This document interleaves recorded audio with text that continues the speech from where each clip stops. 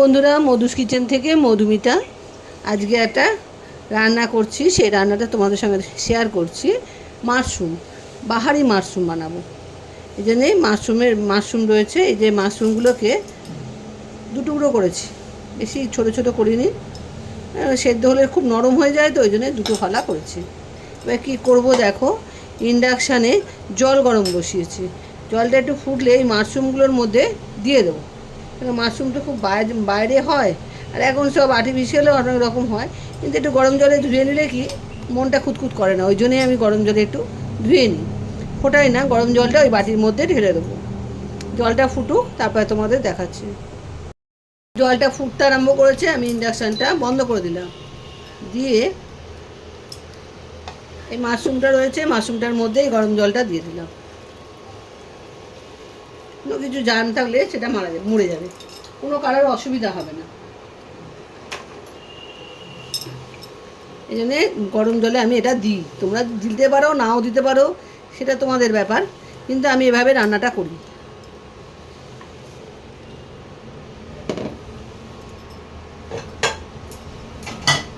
এবার আমি কড়াইটা বসিয়ে দিচ্ছি।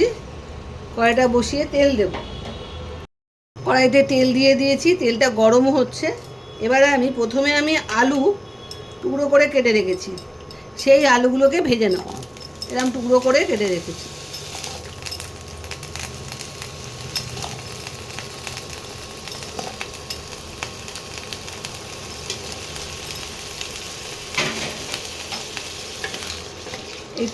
এই আলুগুলোকে একটু লাল লাল করে ভেজে নিতে হবে।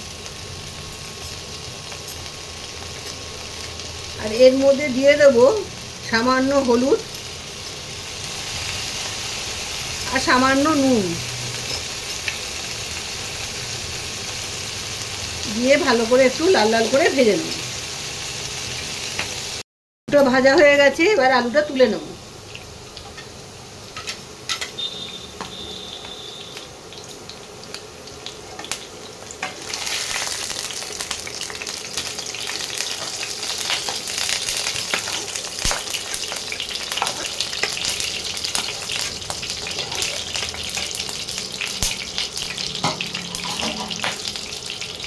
এই তেলের মধ্যেই মাশরুমগুলো দিয়ে দেবো।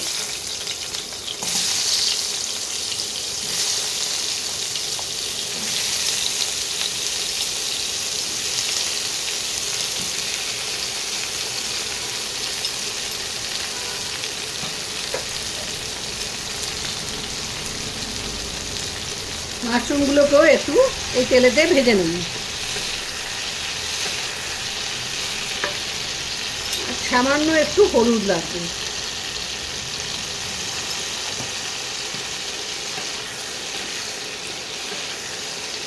অল্প করে একটু ভেজে নেব।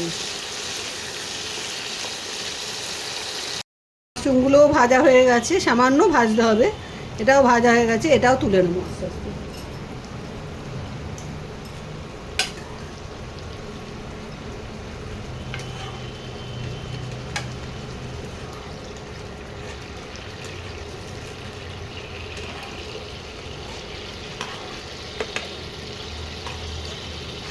মানে এই তেলের মধ্যেই রান্নাটা করব।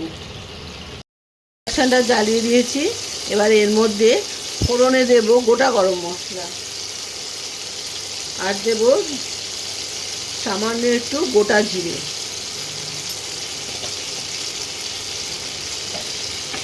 এটা দিয়ে এবার একটু সুন্দর গন্ধ বেরোলে তারপরে দেব পেঁয়াজ কুচি।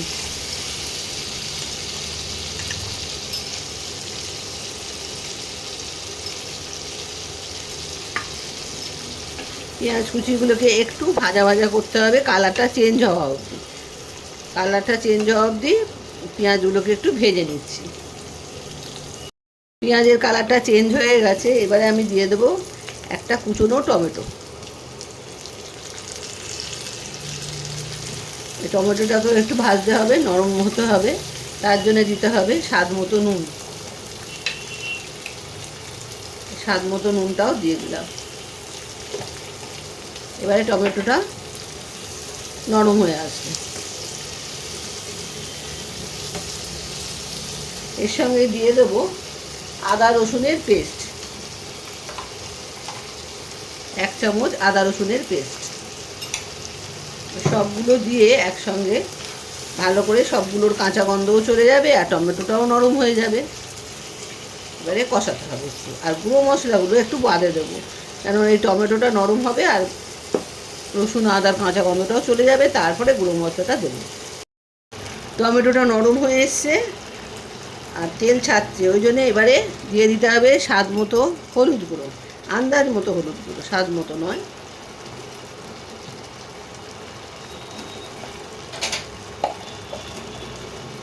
এক চামচ দেবো ধনে গুঁড়ো,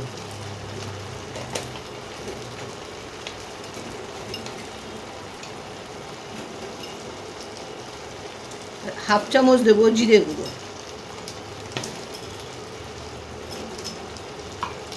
এগুলোকে একটু নাড়িয়ে দিই।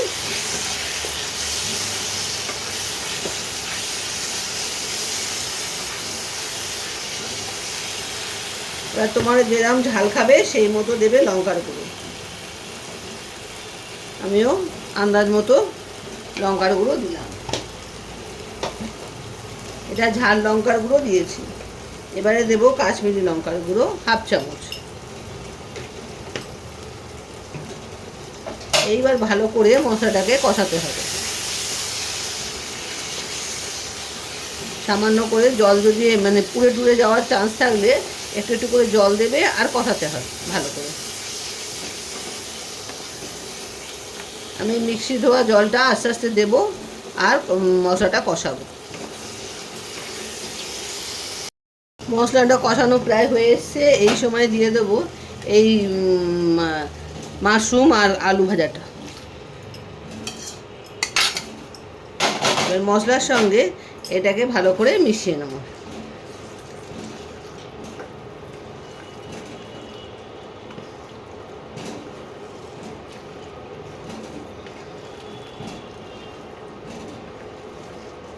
এইভাবে ভালো করে মিশিয়ে নিতে হবে। ভালো করে মশলার সঙ্গে মাশরুম আর আলুটা কষে নিলাম, এবারে জল দিয়ে দেবো।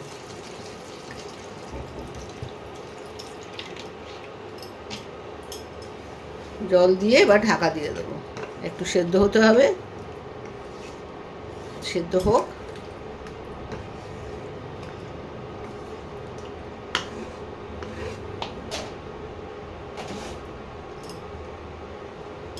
ঢাকা দিয়ে দিলাম, সেদ্ধ হলে তারপরে কি করব তোমাদের দেখাচ্ছি। 10 মিনিট হয়ে গেছে, এবার আমি ঢাকাটা খুলছি। হয়ে গেছে। এবার আমি একটু গরম মশলার গুঁড়ো ওপর থেকে ছড়িয়ে দেবো। আলুটা টিপে দেখি আগে, উড়কে যাচ্ছে। হ্যাঁ, হয়েছে।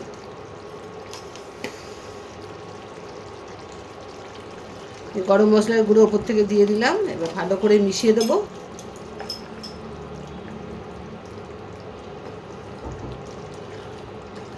ব্যাস, মাশরুম রেডি। এবার আমি ইন্ডাকশানটা বন্ধ করে দিচ্ছি, নামিয়ে নিয়ে তোমাদের দেখাচ্ছি। বন্ধুরা, বাটিতে ঢেলে ফেলেছি, বাহারি মাশরুম রেডি। তোমরা পুরো ভিডিওটা দেখো, দেখে এই রান্নাটা করে খেও আর খেয়ে বলো কেমন লাগছে। আমার খুব আনন্দ হবে তোমাদের ভালো লাগলে। আজ তাহলে আসি, বাই বাই।